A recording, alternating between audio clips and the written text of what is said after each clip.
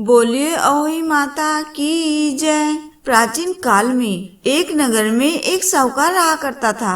उसके 7 बेटे और 7 बहुएं थी। साहूकार की एक बेटी भी थी जो दीपावली पर ससुराल से मायके आई थी। दीपावली पर घर को लीपने के लिए 7 बहुएं और नंद मिट्टी लाने जंगल गई। साहूकार की बेटी जहाँ मिट्टी काट रही थी उस स्थान पर शाहू अपने 7 बेटों के साथ रहती थी। मिट्टी काटते हुए गलती से साहूकार की बेटी की खुरपी की चोट से शाहू का एक बच्चा मर गया। शाहू इस पर क्रोधित होकर बोली, मैं तुम्हारी कोख बांधूंगी। तब नंद अपनी 7 भाभियों से बोली कि तुम में से कोई मेरे बदले अपनी कोख बंधवा लो। तो सभी भाभियों ने अपनी कोख बंधवाने से इनकार कर दिया। परंतु सबसे छोटी भाभी सोचने लगी, यदि मैं कोख नहीं बंधवाऊंगी तो सासू जी नाराज होंगी। ऐसा विचार कर नंद के बदले छोटी भाभी ने अपनी कोख बंधवा ली। उसके बाद जब उसे जो बच्चा होता तो वह 7 दिन बाद मर जाता।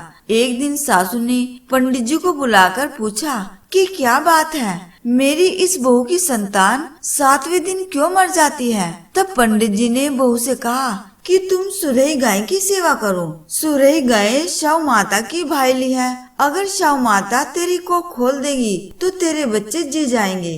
इसके बाद से वह बहू प्रातःकाल उठकर चुपचाप सुरही गाय के नीचे सफाई आदि कर जाती। गाय के उठने से पहले ही वह चारा रख देती थी।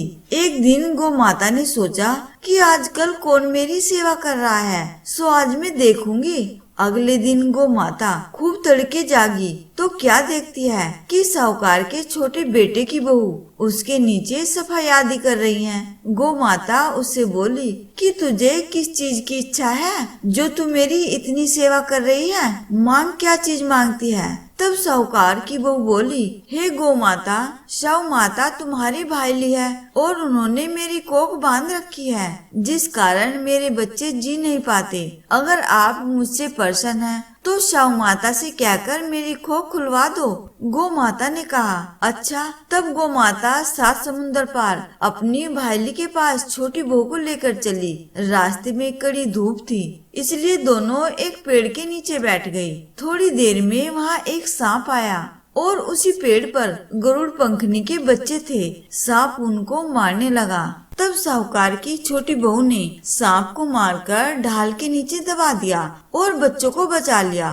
थोड़ी देर में गरुड़ पंखनी आई तो वहाँ खून पड़ा देखकर साहूकार की छोटी बहू को चोंच मारने लगी। तब साहूकार की छोटी बहू बोली कि मैंने तेरे बच्चे को मारा नहीं है, बल्कि सांप तेरे बच्चे को डसने आया था। मैंने तो तेरे बच्चों की रक्षा की है। यह सुनकर गरुड़ पंखनी खुश होकर बोली कि मांग, तू क्या मांगती है, तूने मेरे बच्चों की रक्षा की है। तब छोटी बहू ने कहा, 7 समुंदर पार शाहू माता रहती है, मुझे तुम उनके पास पहुंचा दो।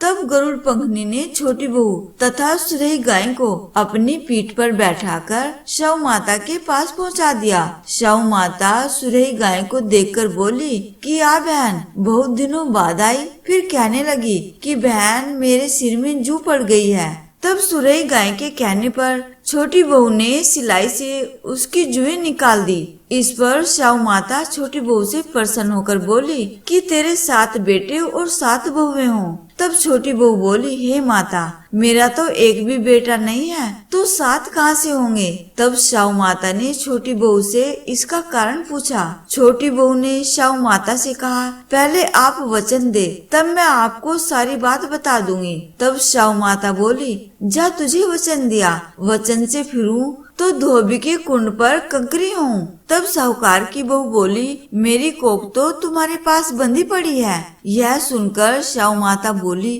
तूने तो मुझे ठग लिया।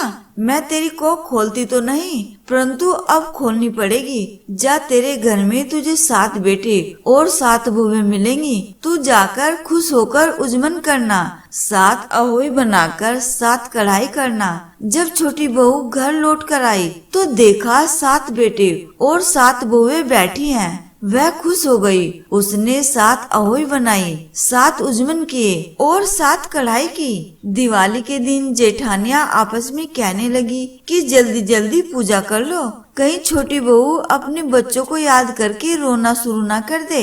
थोड़ी देर में उन्होंने अपने बच्चों से कहा कि अपनी चाची के घर जाकर देख आओ कि वह अभी तक रोई क्यों नहीं। बच्चों ने बाहर से ही चाची के घर में देखा और वापस आकर कहा कि चाची तो बहुत खुश है, वहाँ तो खूब उजमन हो रहा है। यह सुनते ही जेठानियाँ दौड़ी दौड़ी छोटी बहू के घर गई और जाकर पूछने लगी कि यह सब कैसे हुआ, तुमने कोक कैसे छुड़वाई। तब उसने अपनी जेठानियों से कहा कि तुमने तो कोक बंधाई नहीं, मैंने बंधा ली थी। अब साहु माता ने कृपा करके मेरी कोक खोल दी है। हे साहु माता, जिस प्रकार साहूकार की छोटी बहू की कोक खोली और उस पर कृपा की, उसी प्रकार हम सब पर भी कृपा करना और हमारी संतान की रक्षा करना।